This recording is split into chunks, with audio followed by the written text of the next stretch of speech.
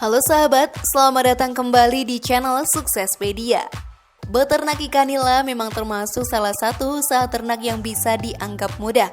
Tak ayal banyak orang yang memulainya, namun kebanyakan peternak pemula belum 100% siap dalam menghadapi hal-hal yang tidak sesuai dengan ekspektasi, seperti pertumbuhan ikan nila yang tidak maksimal. Tentunya, hal tersebut terjadi bukanlah tanpa alasan. Penyebab tersebut harus kita ketahui agar kita dapat mengatasinya. Lalu apa sih penyebab ikan nila tidak mau besar dan harus segera diatasi sahabat? Temukan jawabannya dengan menyimak video ini hingga akhir.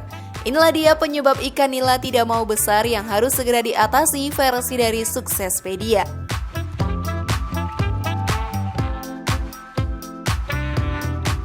Semua peternak ikan nila tentu saja memulai beternak ikan nila untuk mendapatkan hasil panen yang memuaskan. Ikan nila yang sehat dan besar adalah impian semua peternak ikan nila.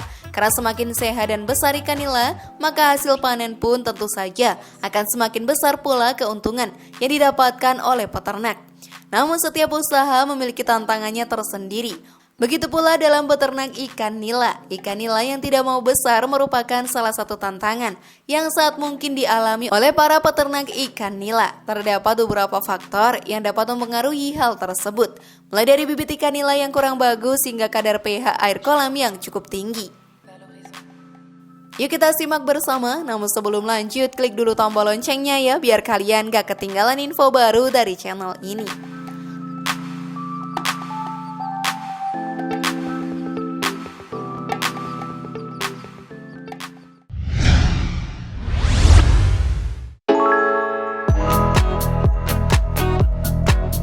Faktor bibit.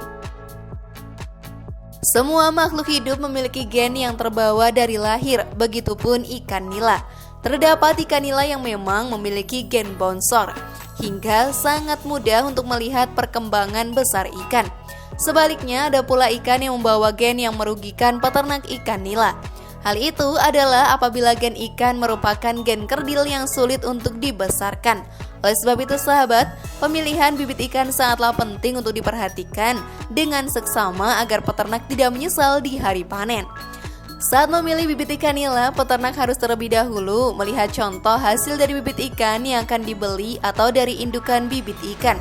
Karena seperti buah tidak akan jatuh dari pohonnya, bibit ikan pun tidak jauh daripada induknya.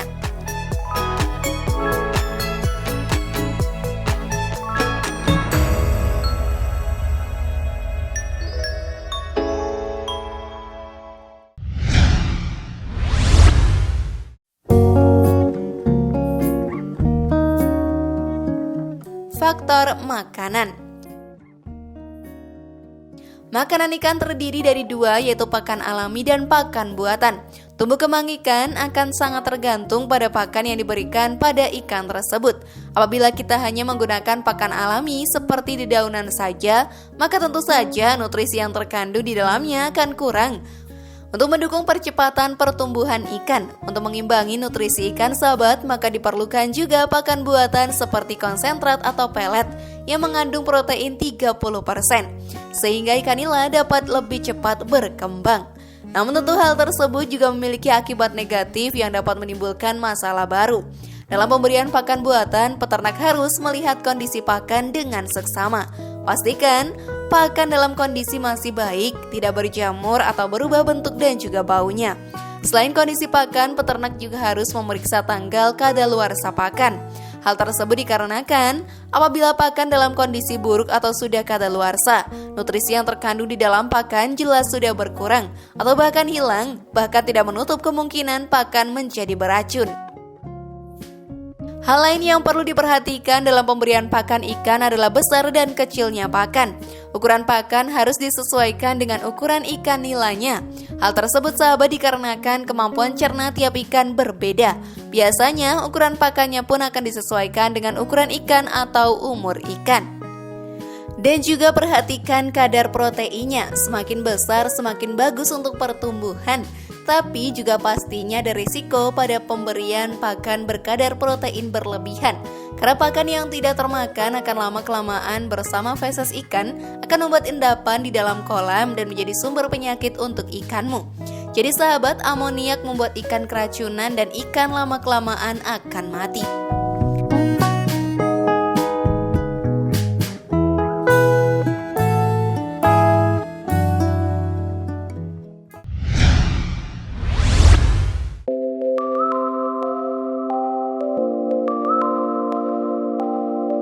Faktor ekosistem.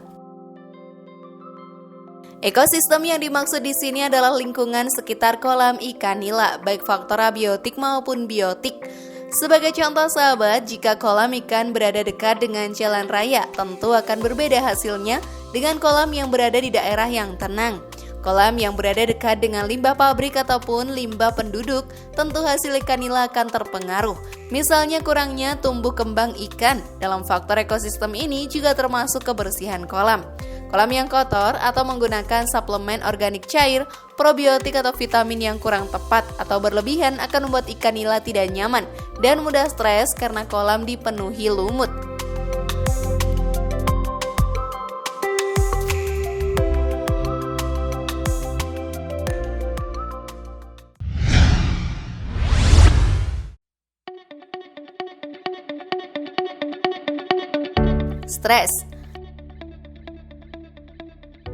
Stres tidak hanya dapat terjadi pada manusia, ikan nila pun bisa stres. Ikan nila yang stres biasanya dapat dilihat dari gerak ikan yang lesu atau nafsu makan ikan yang menurun drastis. Tentu, hal tersebut akan mempengaruhi tumbuh kembang ikan. Tanpa gizi yang cukup yang didapat dari pakan, ikan tidak dapat tumbuh dengan besar.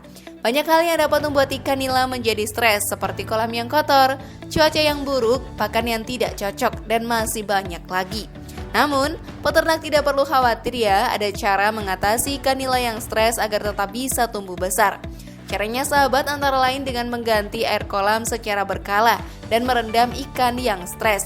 Ikan yang stres dapat ditangani dengan direndam dalam air yang bersih atau direndam dalam wadah yang sudah ada larutan garam dengan konsentrasi tinggi dalam waktu 3 menit. Dan bisa juga dapat direndam dalam wadah yang telah diberikan larutan kalium permanganat dan juga metilen blue. Selain itu sahabat, untuk menangani ikan sakit dapat dilakukan shock terapi yang menggunakan tanaman seperti daun pepaya. Caranya 2 lembar daun pepaya diremas dalam air sampai lumat. Untuk mencegah ikan stres dalam pengangkutan, dalam wadah benih ikan gurame biasanya diberi remasan daun pepaya juga. Untuk perendaman ikan sakit di kolam harus dihitung ya terlebih dahulu volume air kolamnya, karena itu sangatlah penting untuk mengukur konsentrasi obat yang digunakan. Dan saluran pemasukan air dalam kolam yang harus dilakukan adalah ditutup. Dalam pengobatan ini sering dilakukan pengamatan apakah ikan sudah memberi tanda-tanda kesembuhan. Bila ikan sudah mengalami kesembuhan, air masuk dialirkan kembali. Cara lainnya adalah dengan pemberian pakan campuran. Pakan yang dicampur dengan obat kemudian ditebarkan dalam kolam, tujuannya adalah untuk meningkatkan daya tubuh ikan kembali. Obat yang sering digunakan yakni sulfamerazin yang banyak dijual toko obat. Dosis yang digunakan adalah 2 gram dalam 10 kg pakan. Sudah cukup baik untuk mengobati ikan dengan bobot total 100 kg. Selain itu juga dapat digunakan tanaman untuk menjaga daya tahan tubuh yakni sente, pepaya, ubi jalar, dan mengkudu. Adakah tanaman ini di sekitarmu sahabat?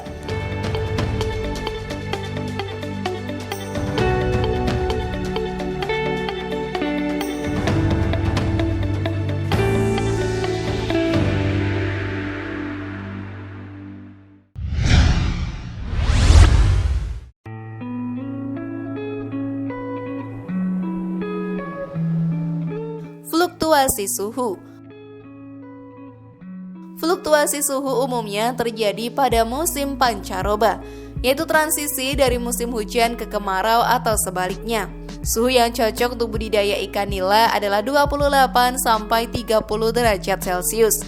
Suhu yang terlalu rendah atau terlalu tinggi juga tidak disarankan karena dapat menyebabkan nafsu makan ikan berkurang.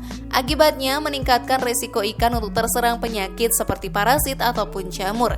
Cara paling mudah dalam mengatasi suhu yang turun pada kolam ikan ialah dengan mengurangi air kolam hingga permukaan air mengalami pengurangan tinggi berkisar 5-8 cm. Saat melakukan proses tersebut, peternak sebaiknya memantau suhu dengan menggunakan termometer. Apabila suhu air mengalami peningkatan, cara paling mudah untuk menurunkannya ialah dengan menambahkan air ke dalam kolam. Penambahan air dilakukan hingga permukaan air mengalami penambahan tinggi dari 5-8 cm.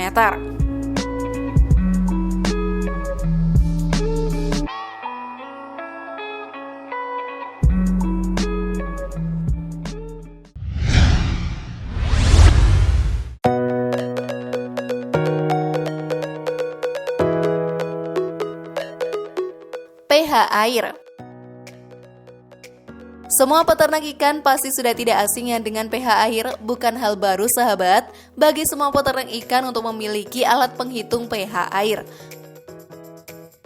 Besaran pH yang bagus bagi ikan nila yaitu berkisar 6,5 sampai 8. Sementara untuk menjaga nila, pH air dapat dilakukan dengan menggunakan air yang kualitasnya baik. Tingkat keasaman pH adalah faktor yang kerap kali menjadikan nafsu makan ikan nila menjadi berubah. Hal yang umumnya terjadi pada pH yang terlalu rendah atau asam. Namun itu mampu diatasi dengan pemberian kapur dengan dosis sesuai pada kolam ikan nila atau memberikannya daun pepaya. Keuntungan yang fantastis dalam beternak ikan nila tidak mungkin didapatkan begitu saja ya. Terdapat usaha yang konsisten di balik keberhasilan panen ikan nila. Usaha tersebut termasuk menangani masalah-masalah pada ikan nila hingga ikan nila dapat tumbuh berkembang dengan maksimal yang membuat ikan tidak mau besar. Setelah mengetahui penyebab serta solusi dari masalah tersebut, kini peternak ikan nila dapat menghasilkan ikan yang didambakan.